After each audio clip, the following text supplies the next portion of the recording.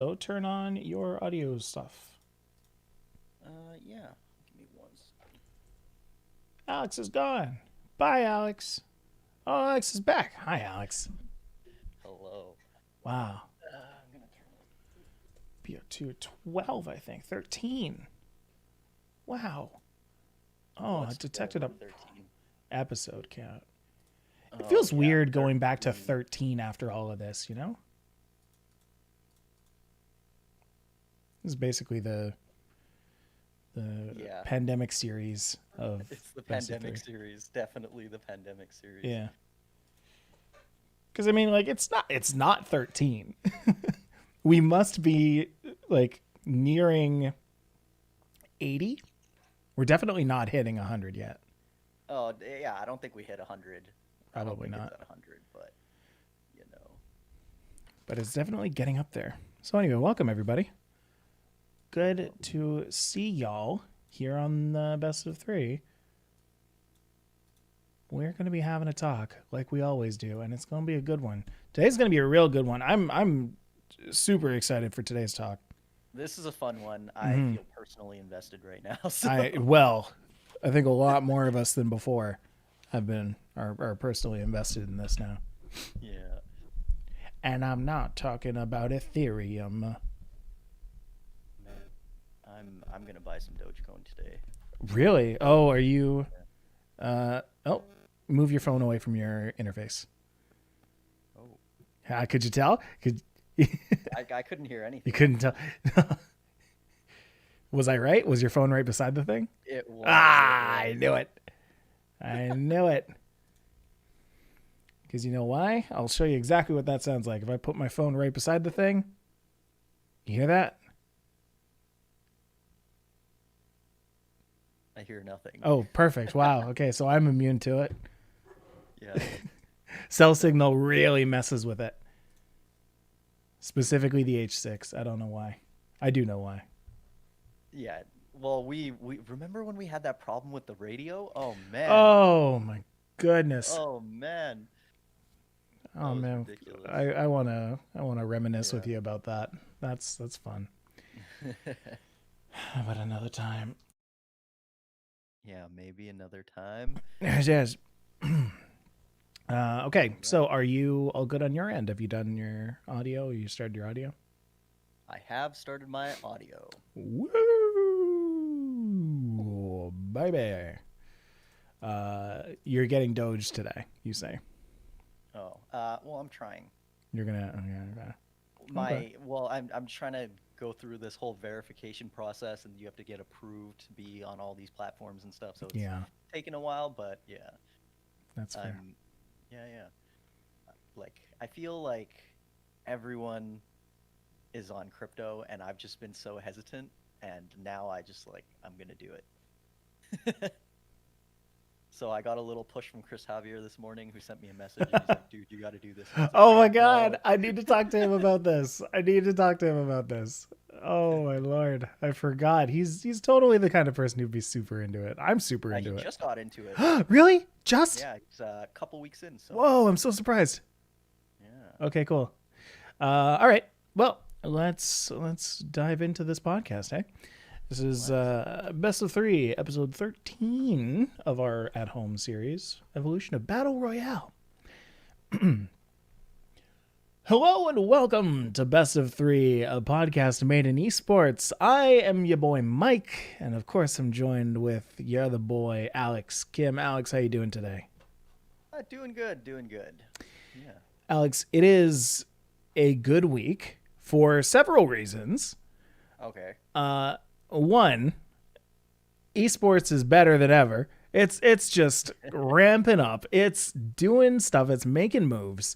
Uh, and also, the game companies behind them are also making some moves. One of which, in particular, have you seen the trailer for League of Legends Arcane yet? Oh, I haven't watched the new trailer. Actually, I saw it and I did not click it Mm-hmm. to watch it, but yes, it dropped yesterday, day before. Yes, yes, yes. Yeah. It is beautiful. It's beautiful. Mm, This is going to be an interesting show. We're not going to talk about it today. Yeah. Because you know what? I want you to watch the trailer, and I want us to talk about it from our own perspectives. But, Okay. oh boy, I think we're in for a treat when we watch that trailer, when we watch that show. I'm excited. Now I want to watch it right now, but we got other stuff to talk Stop the about. podcast, watch the show, come on back. No. Yeah. So how's your week been going working in esports as you do? It's been going well. Super busy. We have a new video editor with us. Nice. So yeah, new full-time video editor. Just getting him on board and everything, and yeah, we'll be taking on a lot more video projects, I guess, and also doing some stuff for Parabellum side as well. So I'm excited for that. Is that going to be on the Made in Esports side, or are you going to be doing stuff on I'd most say of the it's Parabellum side? Or it's like a half and half type situation. okay. And so anything you can tell us about what's coming up? Just the sixth invitational. I know I keep bringing this up, but the boys are officially going to Paris. Whoa, nice. They actually are leaving, I believe, this week. So Wow. yeah, tomorrow, day after, they'll be heading out over to Paris, and I wish them nothing but the best. Good luck. Bring home a chip. What what was the process like in terms of pandemic, pandemic prevention from the R6 Invitational? Nobody is allowed to be in there except the players. Interesting. So, Okay. yeah, from the media side, obviously, I was like, oh, Paris, like huge. There's so much content you can get from there, and so much we could do, but none of that is really feasible because we can't actually join the players in the arena or wherever they're playing. And yeah, so like we'd be able to join them in Paris maybe, but we'd just be in Paris. So that'd be nice, pandemic vacation, but No, I can imagine that must be tough for anybody in the media space right now, just not being able to be in that same space. Is there like any kind of way that footage is being captured? well, we're gonna send a camera with them, and we'll see what happens. But So like now the coach is like running around trying to film everybody while doing it too. The thing is, they have a competition to focus on. Yes, right? So right. even to ask them like, hey, can you film this stuff and whatever, they are at a world championship event. So Right. we'll see what they can get. But if they bring home absolutely nothing, I'm not going to be unhappy about it. They focused on the competition, right? And that's what they should be doing. Absolutely. Yes. It's something that everyone's just kind of got to come to terms with, is until spaces open up and until they'll allow people with like who aren't completely essential for the thing to run, vis-a-vis players, vis-a-vis coaches, then this is just kind of what it's going to have to be. I kind of wish that they had some kind of like in booth camera setup or something like that. Just being like, all right, we know that you can't send your people, so instead we'll set up the shots for you, and you can kind of parse that how you want. That's asking a lot. That's asking a lot. It's asking a lot. Yeah. Well, even if we were able to just get permission to bring a camera and set that up ourselves and whatever, but obviously there's media rights involved and everything, exclusivity, all of that. So well, you gotta send somebody to do it for you. Like you can't put the onus on the players to get production all properly set up. That's not their job. definitely. Like I'm watching the Rocket League Championship Series a few weeks ago.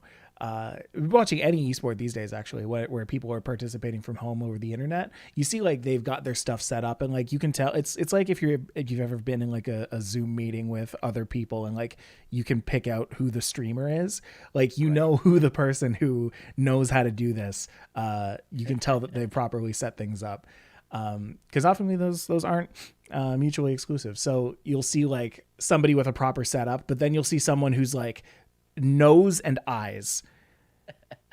It's like, oh, I wish we didn't put them in charge of their proper setups. because that's part of the production that detracts. the sort of way that every player is unique, so the way they play is different, and Yeah. you see some people sit right up with their face on the screen, and some people lean all the way back, or they put their chair all the way back, and all of this stuff. It maybe messes with the camera angles a little bit Hmm. depending on how they like their setup to be. So yeah. Well, and like some people like to play in the like big dark, like uh, you know, you can't please everybody when you're asking the players to do their stuff. Anyway, Most definitely. what we're talking about today pretty much needs no lighting, needs no camera work, needs none of the things that we're talking about. Because what we're talking about today, we're going back to our talk about mobile esports, specifically the battle royale scene. Now, that's what I'm talking about anyway. But Alex, you've got something different. You Well, I tell mean, them I what you're think going to be talking about. I think we should start with the history of battle Oh, royales. Yeah, so we'll start with some history. Have you ever seen a Japanese film called Battle Royale? yes, I have. Yes, best movie It's ever. I such love a that good movie. movie, I think. I don't know if it holds up well. When was the last time you've seen that? Ooh, probably like 10 years ago, maybe more. Yeah, I think I probably saw that like '04, '05, something like that. Whoa. I've watched it a few times, so Okay. yeah. Twice for me. Go Um, ahead. I mean, there was the film called Battle Royale, essentially following all the rules of the games now, but it was the first of its kind to really use that sort of concept, and they put it into a movie. Everyone sort of started out on an island, and the island got smaller, and the last man standing, right? Right. Then you have something like the Hunger Games in 2012, which is very similar concept. It's so funny when that came out. Uh, Everybody was just like, "That's battle royale," but like nobody official was ever like, "Yeah, this is our take on battle royale. This was inspired by battle royale." Nobody said anything like that. It's just like, yeah, it's the same idea. It's the exact same thing. The interesting thing to me is it took 12 years for something else to come out that's similar, right? I guess Um, so, but Titanic like I comes thought it out, was and what are you thought it gonna was make so a good, Titanic? and It was good, yeah, but I didn't know that would be a genre that people would make movies out of. I just thought that was a cool premise for a movie. forget movies. It's just a genre in general now. So, Well, yeah, exactly. So yes, Battle Royale yeah, comes out, Hunger Games come out. and Hunger Games actually inspired a Minecraft mode. It was later dubbed survival mode, but that's sort of where it really took the leap into gaming. So Hunger it started Games at inspired the Minecraft survival mode. yeah. So when Hunger Games was huge and all of this was happening, like all of these influencers, streamers, people like that, Yeah. all were playing this Minecraft mode, right? Survival mode. Huh. Um, and that's sort of where it started to pick up traction in the gaming space. And then in 2013 is really where it started to sort of flesh out in the sort of way that we know it now. Player Unknown, so the creator of PUBG, Hmm. he made a battle royale mod for Arma 2. Okay. So yeah, DayZ, another popular Arma 2 mod, he sort of battle royale-ified it, and he later moved on to work on the big game H1Z1. A lot of people love that game. Yeah. That was inspired by DayZ, and then he eventually moved on to link up with Bluehole and release PUBG, the first official battle There it royale. is. There it is. There it is. And I think a lot of people, in one way or another, kind of came across the phenomenon back in 2013, 2014. I know for me, before getting rid of my old computer, I did have DayZ on that, and I had been playing that since 2013. Not even realizing, by the way, now these days, like looking back inside that computer and seeing that DayZ was there, I'm like, I played that? But yes, forgot, like, I yeah. definitely did, because a lot of people did. It was such a big trend back then. I think people forgot about it because PUBG became a thing, and PUBG just like Exactly. kind of completely eclipsed it. And I mean, you're talking about the space between Hunger Games 2012 and like PUBG 2017. That's 5 years there. Yeah. That it was sort of dancing around in a little bit of a limbo, and PUBG just came out and absolutely just started smashing records. Yeah. They had $700 million in revenue by the end of the year. Um, like Wow. incredible, right? First of its kind. Obviously, at that time, everyone was looking at PUBG and being like, "Oh, this is new, this is fresh, this is interesting. We need to do this." Hmm. So Fortnite comes into the picture. They spent 3 months. They were already developing Fortnite, so it was Oh. developed as not a battle royale title. It it was a shooter. It did have the building and everything in there, but it Hmm. was not made for battle royale. And PUBG released, and they spent 3 months and buckled down and just built a battle royale version. So it wasn't so much that uh, creators of Fortnite Epic looks at uh, PUBG and was like, okay, we need to make that. It was they were already making something, but it was more like an addition of Halo than it was to PUBG. They're just like, okay, it's a shoot, or like CS:GO. They're like, yeah, okay, Right. this is CS:GO, but you get to build stuff, but not a 100-person battle royale kind of thing. Definitely not. Well, Uh, actually, Epic was developing Fortnite for years. I think like 5 or 6 years. what? So Wow. before the battle royale stuff popped off. Oh my gosh. Okay. So yeah, the original Fortnite is actually called Save the World. The Fortnite that we know now is actually technically called Fortnite Battle Royale. Right. So I mean, Fortnite came out and smashed all of PUBG's records. They hit 45 million unique players. By the Next end of day, the yeah. year, yeah, like By the yeah, end of next that day, year, wow. blink, and yeah, 45 million players. January 2018. And I think they released Fortnite in sometime in the summer, so about half a year. Hmm. They hit 45 million players, absolutely crazy. And then you have copycats just coming out of the works. Well, yeah. But I think the interesting thing is that a lot of these copycats were established games trying to get into the battle royale genre. Hmm. So you have Motor Wars in Grand Theft Auto. Even Dota 2 had Underhollow for a season. CS:GO has What's Danger Under Zone, Hollow? Excuse me. Underhollow. So Dota, we're gonna get into Dota again. Okay. Yeah. Um, Dota, they release limited time events, for Halloween, for winter, whatever it may be. Hmm. So it was just a limited time sort of battle royale type event within Dota. Wow. I had no idea. Everyone was trying to get in on this. Everyone wanted Huh. in, even Dota. Um, Huh. Battlefield had Firestorm, and obviously Call of Duty brought out Warzone, so you had a ton of those. But that wasn't until later. To their credit, though, Fortnite does now have, as of May 2010, has over 350 million players. So they've gone from, what was it, 45, you said, back in 2018 Yeah, to 7 times that. So clearly, the people who are kind of hopping on the bandwagon were, you know, they saw what was about to happen. for sure. Yeah. And like the next battle royale to pop off outside of that, I think they were like, oh, there's a ton of copycats coming out. So you had like EA with Apex, and you had a Paladins Paladins. spinoff Yeah. called Realm Royale.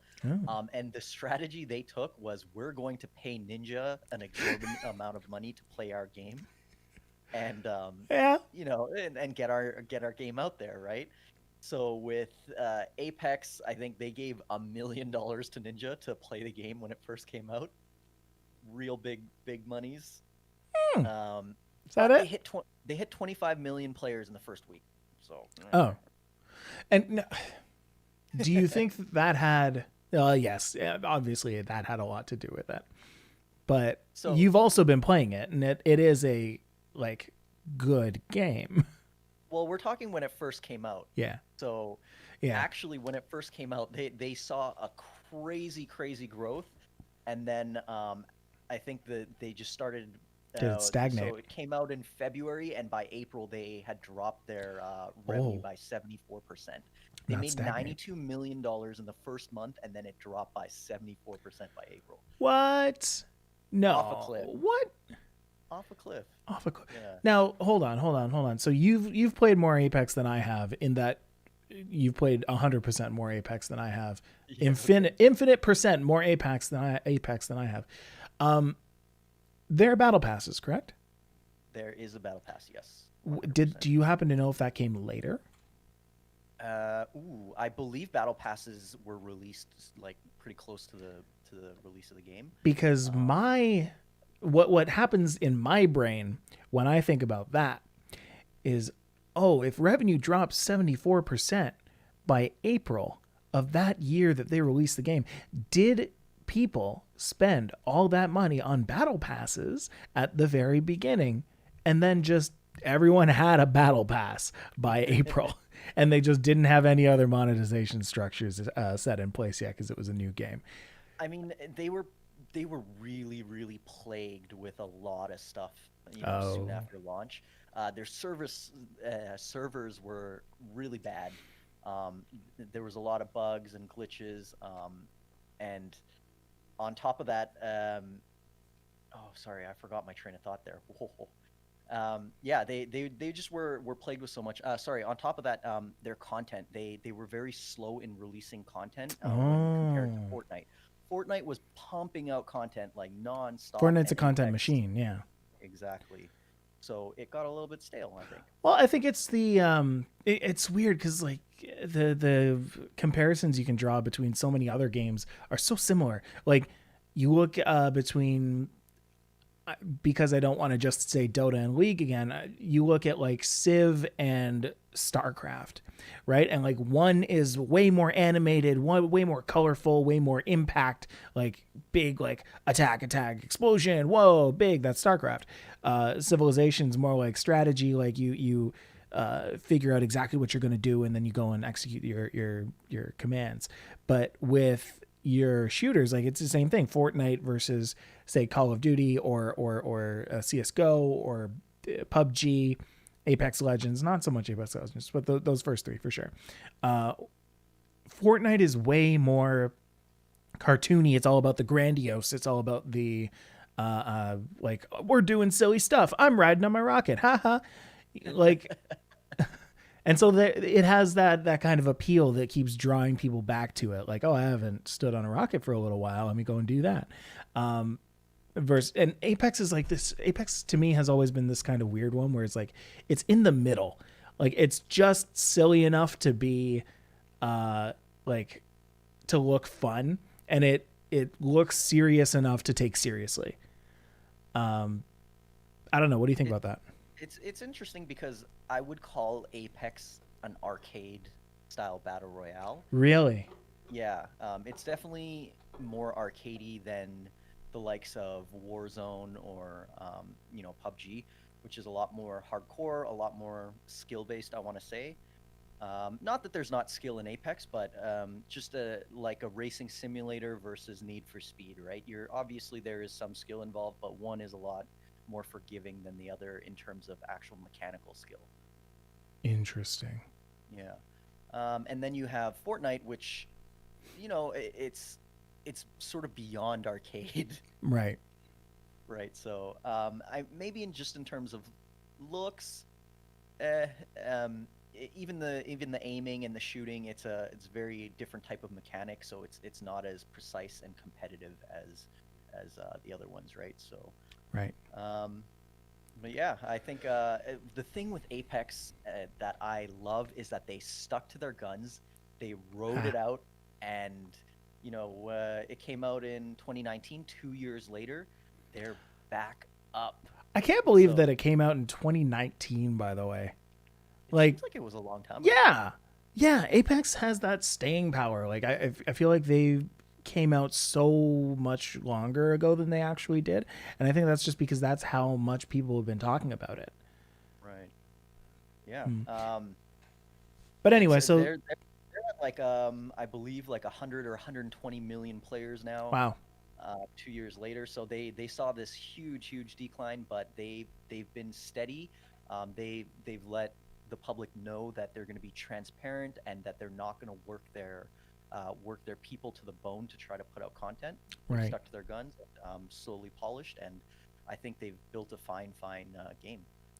Yeah, and I mean, from there we evolve more into the mobile side of things, where, Yeah. you know, man, I am not, I'm not very bullish on the idea of mobile battle royales. I think they're a cool entry point, but I just don't feel like that is the place to go. Because I mean, like you've got a bunch of different things that have come out for that space. You've got Knives Out, Garena Free Fire, PUBG Mobile. You've got Fortnite that also came out on the Switch. You've got lots of, of course, mobile as well. Lots of existing titles, trying to make a mobile version, but that's just for your casual audience. It's always been for your casual audience. High impact, high internet needing, intensive games have always been PC console first. Sure. Now, of course, I with the mobile app store, I'll just say this first, with the mobile app Yeah. store, you've also got lots of knockoffs that come out through this. So I'm sure, somebody, if you're out there and you spend a lot of time in the Play Store, I'm sure that you have come across a version of a game that just looks a little off. And it's like, is this my game? Oftentimes It's it's not. incredible how close these sort of copycats will Yeah. toe the line. How close can I make it without it being a blatant ripoff, even though it is a blatant ripoff? Yeah. Have you ever seen any like explicit knockoffs? Oh, the Pixels Unknown Battle. So this is a pixelated It's version still of PUBG. It's The P is still there. it's incredible. Some of the other games you see too, it'll be like Battlegrounds Royale, and it'll Oh. you know what I mean? They'll play on Battle Royale, but just add a little something to the front or back of one of those words. Yeah. There's so many. I mean, a But lot of the knockoffs also like try and simulate the experience without actually trying to simulate the infrastructure. So they'll like create so many bots to play in those games with you. Like it's not the same. it's not the same. So what I think is incredible about PUBG though is PUBG has got to be the most competitive and highly skilled battle royale game. Yes. And I think it's interesting that you put it on a mobile platform where it's not necessarily competitive, and it does so well. Yeah. And the thing to notice here, I think, is that there are a ton of people who want to play at that competitive high level. They just don't have access to the equipment. Mm-hmm. So you get on a phone, and now I can play a competitive title, sort of a little bit of a watered down version, maybe. Ease But of access. Yeah. yeah, and that's your entry point into the competitive space, not just into like the battle royale genre. And I've been saying this for a while too, that like if a game like StarCraft were to have been one of the early adopters of mobile gaming, would have been one of the most popular titles that Blizzard has ever put out. I think that StarCraft would not have died. I think that what would have saved StarCraft is to create a mobile version of an RTS, because that has not been done, and it absolutely could have. I honestly, in my mind, I'm just thinking about the APMs going on mobile, and it's like, How do you do it? How do you do how it? do you do it? I mean, StarCraft has some of the fastest APM actions per minute, so people are moving really quick. I think it's like the APMs are insane. When I Yep. was looking at them, I can't quite recall them now, but I think some of the fastest in all of esports. So Absolutely, absolutely, and it would have to be like an incredibly like wickedly pared down version of StarCraft. But if you could make a game that was even remotely like smelled like StarCraft, that would have kept the game alive. People would still be, yes, exactly, they'd just be wafting it toward their nostrils. Is that a probe? Yeah. They'd keep playing it on the PC because they get that taste of what StarCraft is like inside the mobile version. But Interesting. that's just what I say. But anyway, all that to say that I believe that a game is partially kept alive due to its mobile side of it. I don't think that mobile versions of games are a bad idea. I just think that they're great to the point of marketing the original game, the intended game that they want their people to play, i.e. League of Legends Wild Rift. There you go. That's Bam, perfect example. And just an interesting tidbit that I read as well is that PUBG Mobile actually makes more money than Fortnite Mobile. I don't doubt that. Yeah, it's pretty incredible how well PUBG is doing on mobile, I think. It's really incredible stuff. And when you're talking esports, we got to move into the esports side of it, yes, obviously.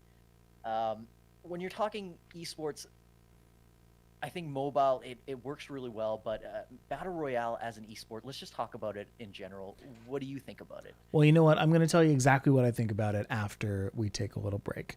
So join us in a second. We will continue this discussion.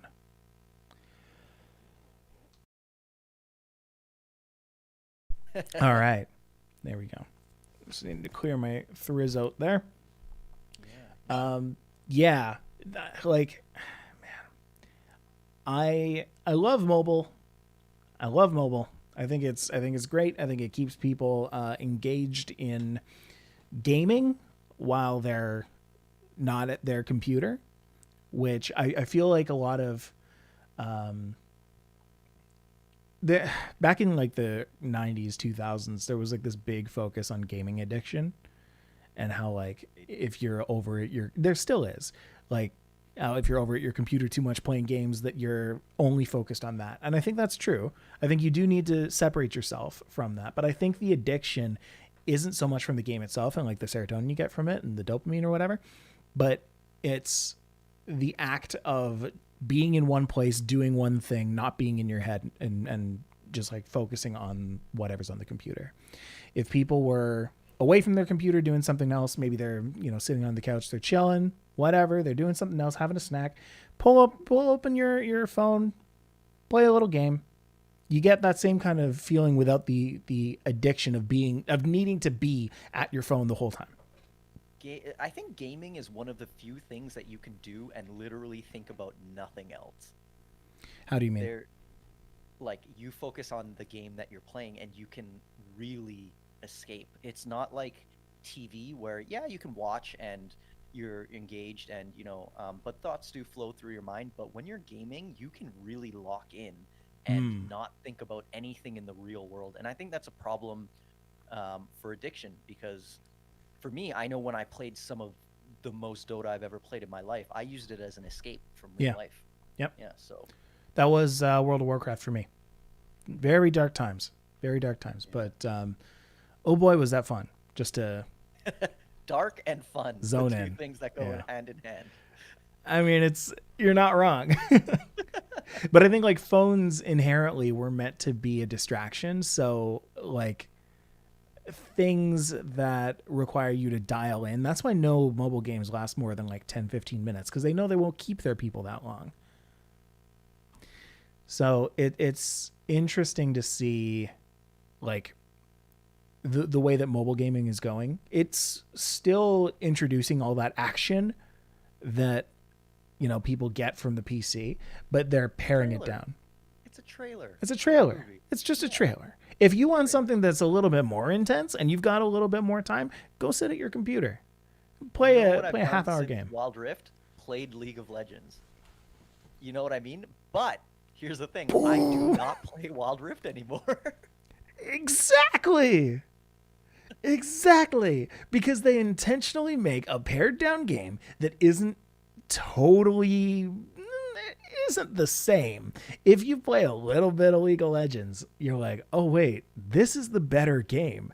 Let me drop Wild Rift. Wild Rift don't care. Riot's still making their money. because you're still playing their game. PUBG don't care if you switch over from PUBG Mobile to PUBG PC.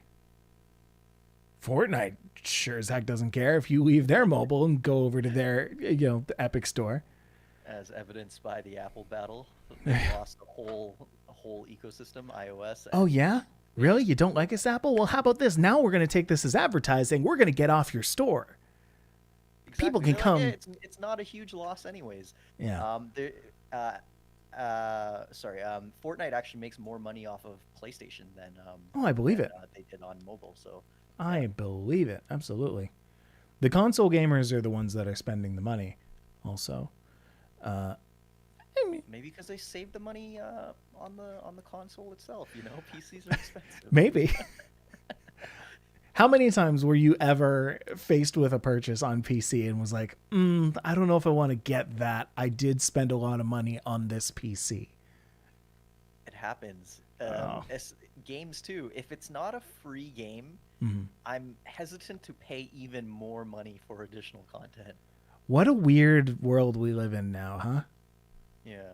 It was never back in my day. It was never like that before. Oh, you get a game, you get the game. That's the game. Well, you get the game, you get the game. Yeah, you never have to pay for anything extra. You never like wish that you could pay for anything extra. I find myself doing that now where I'm like, oh man, like I really want this skin. I want to go pay for that. Or like I'm playing a champion of League of Legends, right? And it doesn't have like a new skin for a long time. And I'm like, I really want to buy a new skin for this. I don't, it's not out yet, but I want one. Why am I looking to spend money? I was on Apex and there was a skin there and I was like, I really want this, but I need to send probably $20 to be able to get it right now because you got to get the coins and you'll have some left over or whatever. Right. But which is also intentional. I legitimately sat there for 15 minutes, like just type something out, do something, and then go back. And I'm like, do I want this? And I literally clicked the buy button a couple times and it took me to other confirm pages, and that's where I turned around and I was like, no, I shouldn't do it. Wow, you got close. I just got the battle pass. I just got everything. Like it's You got close. Yeah. Okay. All right. Let's go back to it. All right, here we go. And we're back. Welcome. All right, sorry, I cut you off. Let's talk Esports. Yeah. Battle Royale Esports. What you think of Battle Royale Esports? Battle Royale as an esport. What are your thoughts? So, Battle Royale Esports is something that we've been kind of loosely around for before the pandemic. We know people in the Toronto Fortnite community. A lot of the in-person events that we were doing were usually shared by people from the Toronto Fortnite community. Big shout out to Val, I guess. So, I mean, I think that it's a very interesting space for in-person. I'm not super thrilled about its online experience. Okay. Yeah. That's a good point because it is a very unique in-person experience. Yeah. If you can get it to happen, 100 people sitting there and they're like, we're all in this one game at the same time. Right, and it's lovely. Like when you're playing in a big space and like, you've got 20 people around you, and one by one they start getting knocked out. Then those people start getting up and they start like watching over the other people who are participating. And then by the time it's only like one or two people left, you've got like massive crowds looking at that one person or looking up on the screen for whatever's being displayed. Those kind of tournaments I really like, by the way, where the commentator or the person, manning the display, has control of which computer they're showing. So if they're showing, well, obviously you just go in as a spectator, you can do that. You put the person favored to win up on the screen. Eventually you got like this big crowd of people like staring up at that one screen, like, oh, are they going to do it? Are they going to do it? So I think the in-person experience can't be beat in that respect. I love that, actually. It's the only esport where collectively everyone is enjoying it at the same time as it Yes. happens. Because other games, you're like, oh, my match is up next. We're waiting for our next match, whatever it is. This is literally everybody all at the same time. You take a break, everyone takes a break. You're in the game, everyone's in the game. Yeah. That's a great point to bring up because I was about to hate Hate on the away. esports Hate aspect away. of There's battle so many royales things hard. wrong with it, though. There are so many things wrong with it. Go Ugh. for it. I think just the logistical concerns regarding battle royale esports is just so tough to overcome. In terms of let's start with the tournament organizer aspect. Yeah. The You have to get like 50 to 100 computers in one place. Typically an event in battle royale has to be a lot larger than something like, hey, let's have a 12-person fighting game tournament, which is a lot easier to handle. And Yes. because you're switching on and off, you only need maybe two consoles at a time. Um, so you need all of those PCs, you need all of that sort of physical infrastructure there. Because you have so many players also that's supposed to play in this type of tournament, just to make it happen, the sort of recruitment efforts for the tournament are a little bit tough for tournament organizers. Hey, we need a Yeah. minimum of 80 people for this tournament to go ahead. Like that's kind of insane. It's tough for a lot of smaller organizers as well because there's more people. Just the prize pools have to be higher. Your chances of winning are less. People look at it and they're like, oh, you could win $100, but there's 100 people here, so it's dicey. Yeah. My chances are incredibly low. Yeah. Yeah, and then that's not even to get into the actual game aspects. The games are just super random. For Um, sure. they're not as skill based as other games in esports, and the games are often hard to learn. Did you ever play Fortnite? Did you ever try to learn to play Fortnite? I tried. I tried a few times. What happened? Uh, I don't do particularly poorly in shooters. Personally, it's not my cup of tea, but I'm not incompetent. I'll But say I mean, that. like, eh, so when I was first learning, this is Yeah. this is what I was trying to get out of you. I literally lasted probably like 15 seconds every single time for the first like 20 games I played. Okay. Okay. You know No, what I mean? I'm inconsistent, right? Like I'll at times that'll happen. You go in, you're like the first person to die, or you try and play scared, and you're like hiding away from most of that, like just trying not to cause any trouble, trying not to like play the game so that you can just last until the closer to the end. Um, I'm not a good aggressive player. Well, I can last a both long time, but I'll die. I'll die when both it comes down to it. strategies have the same issue, which is you're not actually getting better at the game. No, that's correct. You're either hiding and doing nothing, or you die instantly and you didn't get to do anything. There's no real a lot of these battle royale type games are it's really hard to pick up and learn because there's no real good practice No. sort of system. Um, so really tough, and I mean even spectating is really tough. How do you watch 100 players in an arena and make it presentable? Where's the action? Where's the camera supposed to be on the action? There's so much action happening all across the map, you Yeah, know? I feel like in Fortnite tournaments, there's a lot of preamble before it comes down to like the teams that are actually there to play. There's a lot of just kind of chatting about the games and the history and the team's history and the player's history. They'll like find a player and be like, this person has had this kind of a record, this kind of a run in this tournament, and this is who we're expecting to do really well. There's not really much that they can say at the very beginning apart from, basic generic like, where are we dropping kind of things. Definitely. So all of that makes it, in my opinion, battle royale is a really shit genre actually Mm. for esports as a game, as entertainment. Really, really great stuff, but competitively, it makes it really tough. So looking at the Fortnite World Cup, just where it's at right now, in 2019 they had a $30 million Fortnite World Cup. Mm-hmm. Absolutely crazy. 2020 was canceled. Um, and then 2021 they announced that they're going to have 20 million prize pool in the esports area.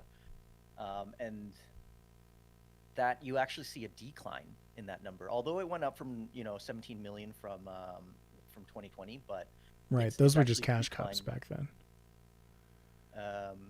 No, they had cash cups and then they had the FNCS as well. Oh my gosh. Wow. So the cash cups were for sort of the lower level people who were trying to get into it. Uh-huh. You can win maybe a couple $1,000s here and there, and then win some points and maybe get into the FNCS, right? Right.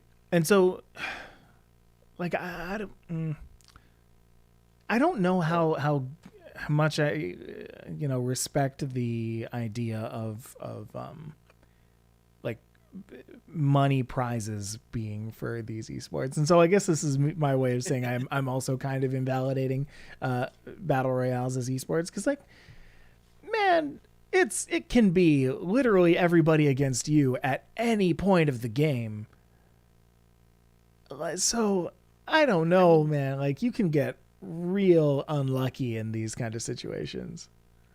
And like we've talked about competitive integrity in the past too, but how do you prevent sort of cheating, like teaming up or cooperating or working Yes. together? There's so much opportunity for that Well, I mean, everywhere. that was also one of the big things that happened in the movie, and in the Hunger Games movie, and in the Battle Royale movie. Exactly. It's part of some, you would think, what battle royale is, That's what but Battle Royale is all about, is finding it's those against alliances. And it's against the rules in esports yeah, for obvious reasons. right. But, yeah. And PUBG Mobile.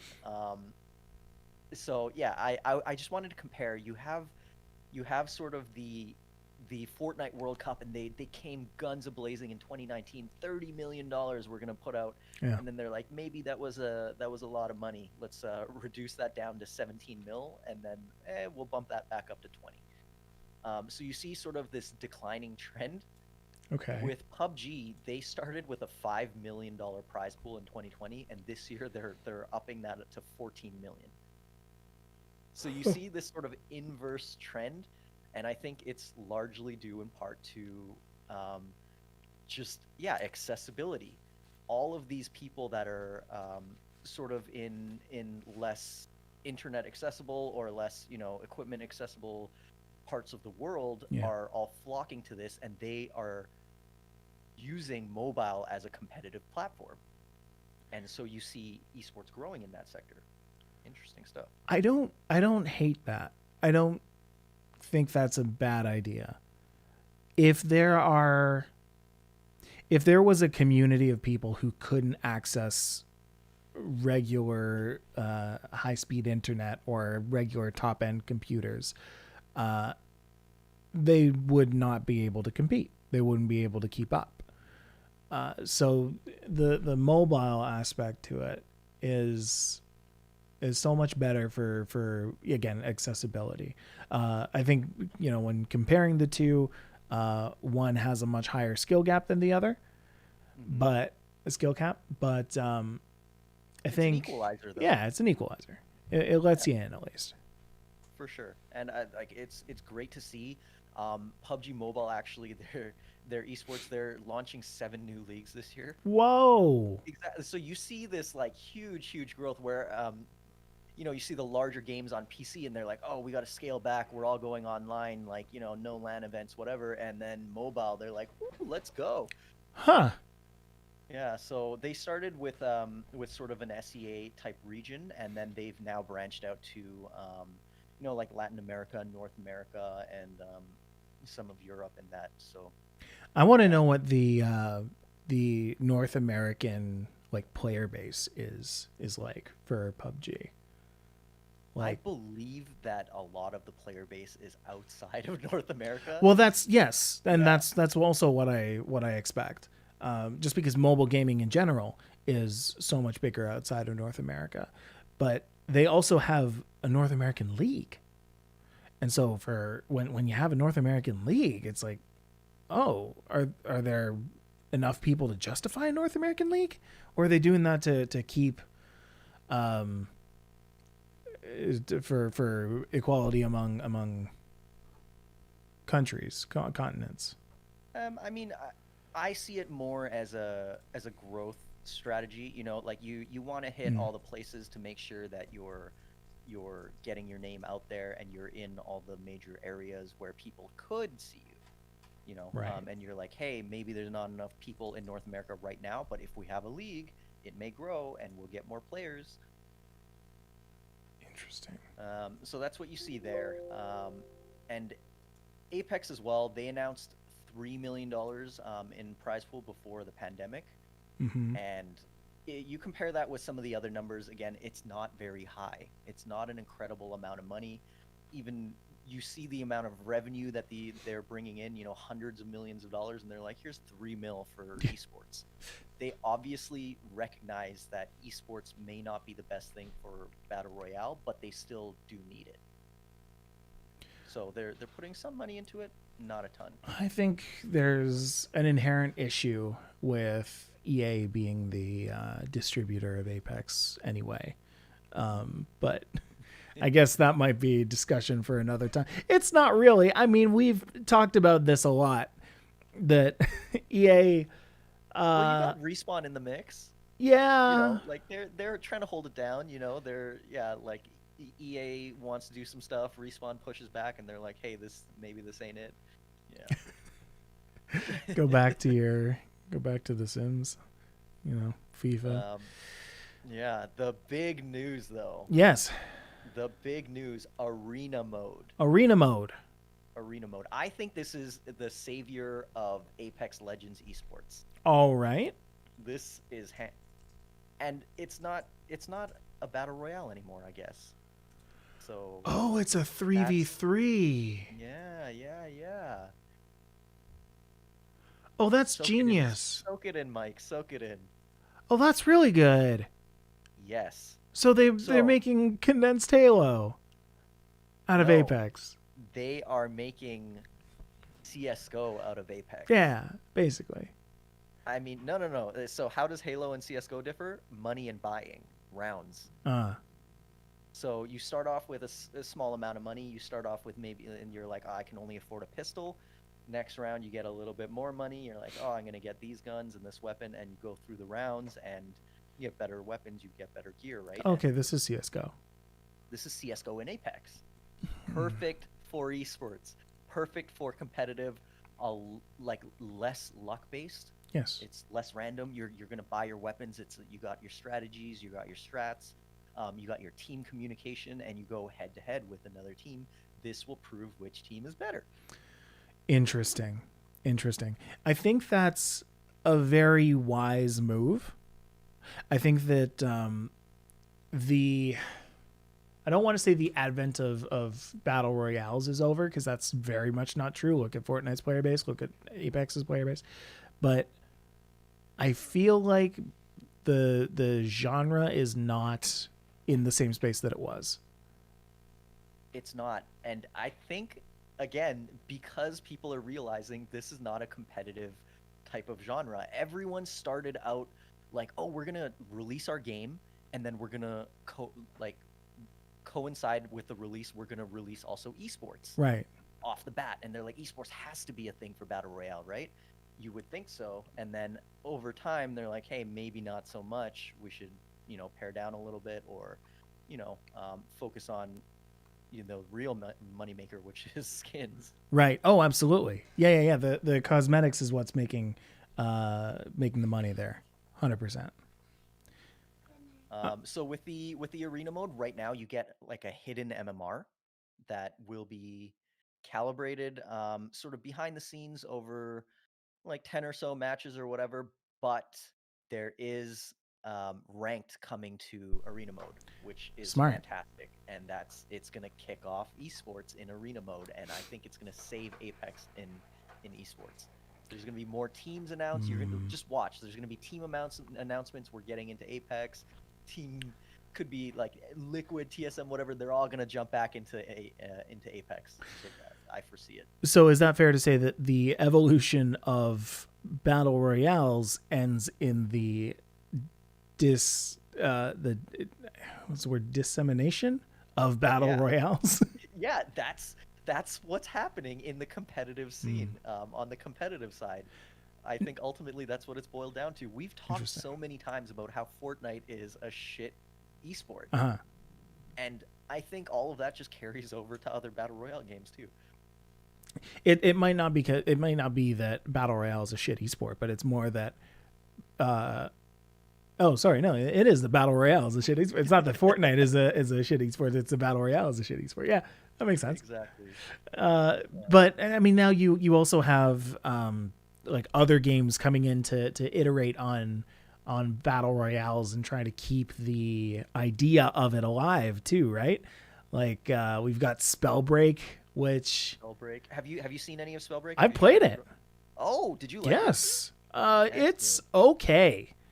It's very okay. I don't think you're going to get a AAA battle royale game from an indie group. Of I course. think you Yeah. kind of need to be a AAA game developer to create a AAA battle royale because you have the proper amount of testers, you have the proper amount of QA, you have the proper amount of everything to actually make a good game. Apex was only able to become Apex because it had the backing of EA, as problematic as it is. Right. I That's my think hot I think take. Spellbreak has a team of like less than 10 people. So Yes. Yeah. So it's okay. It's all the things that like you kind of want to be doing in an open world battle royale kind of thing, where like you get magic to use, you're flying around with it, you're casting spells at people, you're still trying to hit people, but not with guns, with magic. the combat mechanics are great. Could you They're fun. so for people who don't know Spellbreak, could you just give a basic summary of the game? No, What do you need to know about Spellbreak? It's a battle royale, yes. it is a No battle guns. royale. Yes, I is it off of just oh wow you can play it on any kind of console, so they're making it for Windows, PS4, Xbox One, Nintendo Switch. It was Oh, great. released late last year. I played it on the Nintendo Switch when it came out. It was like on a free weekend or something like that. And this game has gotten some crazy good reviews. Like it's sitting at like 4.5 for most reviews. That's interesting.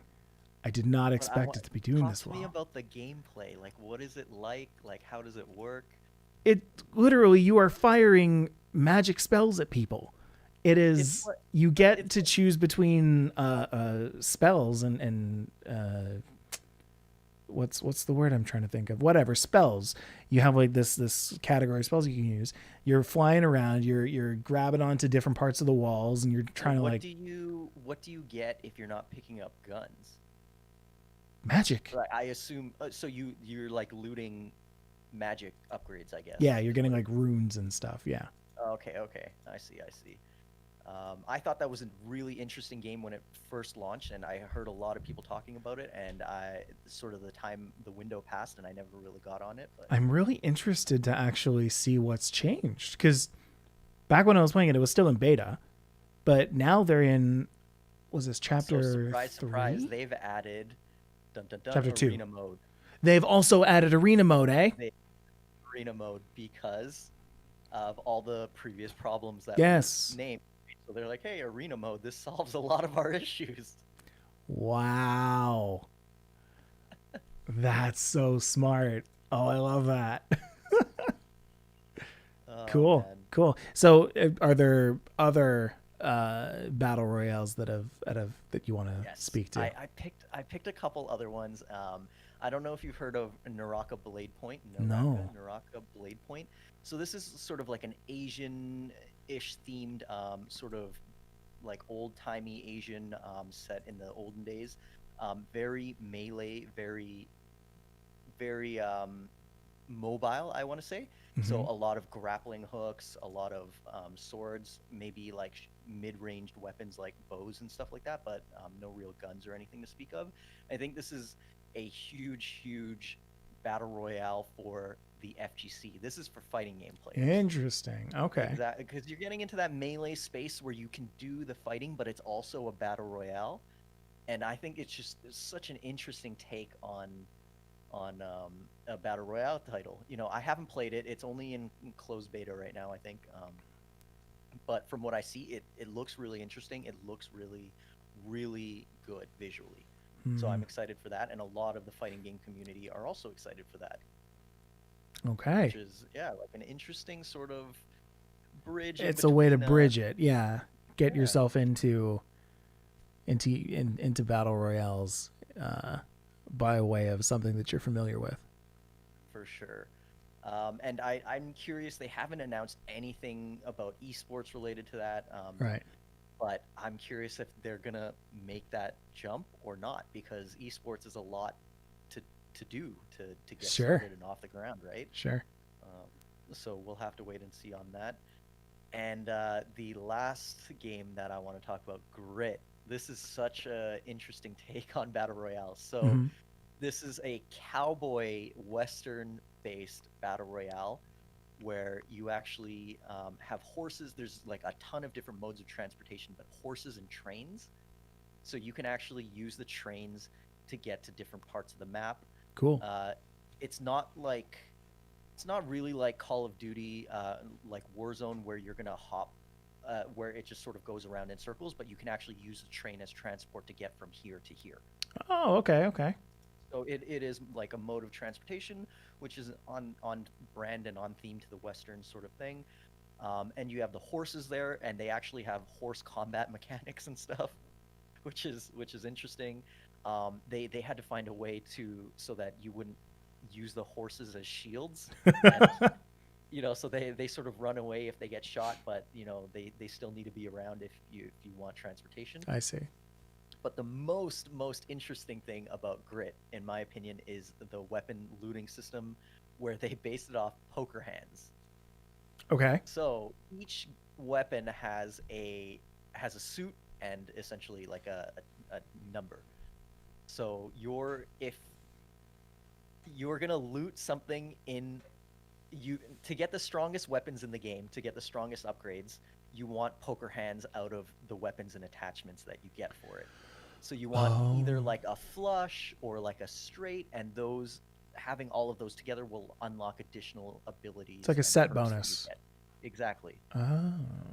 So really interesting, and the guns are not your typical sort of weapons that you're going to see in battle royales. A lot of automatic weapons and stuff. They have a lot of interesting things. So I think people are a lot of eyes on battle royale, Hmm. and people are thinking of ways to make it different, to make it new, maybe make it more competitive, maybe just make it less competitive, right? But these are all interesting things that I see in the battle royale genre space. Interesting. Now, I do want to pay a quick homage. While we were talking about all this, I realized that we had something close to a battle royale. Not a battle royale, actually, but way back in the day. Back in 2003, Ooh, starting in Korea. So there you okay. go. Uh, we've got. Have you ever played Guns the Duel? Oh, Yeah. oh, yes, yes, yes, yes, yes, yes. Back for Microsoft Windows, Guns the Duel, you were able to like wall jump and like you had a sword, but you also had guns. Well, Right, people did right. like K style, which was Korean style, and they would like jump on the Case. walls and like just like jumping up and down on the walls, just like slashing at people the whole time. Oh man, this whole thing brought Definitely. me right back to that. And it was like peer to peer network connection, so like people were able to connect to. I want to say up to eight. I vaguely remember there were a lot of people. It might have actually just been four, but they were all just kind of free for all up against each other. So I hazard a guess that if it wasn't for guns, we wouldn't have Oh, Fortnite. oh, oh. That's a big spicy hot take from Mike over here. I think we evolved from Guns the Duel to Fortnite. I think if we trace the evolution back, it goes before the amoeba, back into the explosion of the meteorites into Guns the Duel. Yeah, that's incredible. And with that, Honestly, yeah, I I'm curious what everyone else thinks about the yeah. battle royale genre. How else is it going to be iterated? Is it going to be, sort of disseminated? Is it going to sort of esports is slowly going to move away from battle royale, or are people going to find these crazy ways to flip it and make it interesting and playable? Yeah, that's the thing. Like, is this just a new mode? Like how lots of games adopted auto battlers back in the day, like, or is this going to end up being the Dota of Warcraft 3? Is this going to end up being the I'm trying to think of another game that had a spin-off created from it, but I don't think there's any better examples than that one. Just battle royales in general. Is this going to be the It was right in front of you. It was right in front of me the whole time. Is this going to be Warzone? Like, Oh man, it's who knows, right? I think from a competitive standpoint, it's definitely going to move away from battle royale, and you're going to find ways to tie it into maybe the battle royale games, like the arena modes, but not necessarily the battle royale itself. Right. In terms of casual, like sort of more casual style versions of the game, I think we're going to see some incredible stuff coming out from the woodwork everywhere. Yes, there's a lot of copycats, but there's people really trying to creatively take this in a new direction. Yeah, no, I agree with that. And with that, we want to hear from you. So if you are out there and you have your own opinions about battle royales, let us know. Have you grown up in the space? Are you a person who is a battle royale fiend? Do you see it not going anywhere? Do you see it staying exactly where it is? Do you see it evolving? Do you see it devolving? Let us know your thoughts. Send us a tweet at BO3 at BO3 podcast on Twitter, or just find us on YouTube, because we record this live every Wednesday at 7 p.m. Eastern Standard Time. So go and check that out on the Made in Esports YouTube channel. Alex, where can people find you apart from those places? I'm also on Twitter, hanging out. You can find me at Crispy Kim. That's Crispy with a K. And you can find me at Still Just Mike. That's still with an S and M with a Mike. Nice. Yeah, folks, thank you so much for taking a listen to Best of 3 this week. It was great to be talking with you. I can't wait to do it again next week. Same time, same place. Let's do it. Yeah, I think so. We'll see you then, everybody. Bye-bye. And again, I don't like to do this at the end of every podcast. And Alex and I have said multiple times to each other, let's not do the shout out right at the end, but we need to do the shout out, of course, because Bolt Plus is a wonderful place where you can go and download for free to watch all of the Best of 3 episodes, as well as so much more. You can get it for free on the Google Play Store or on the App Store. Go check that out. Thank you, everybody.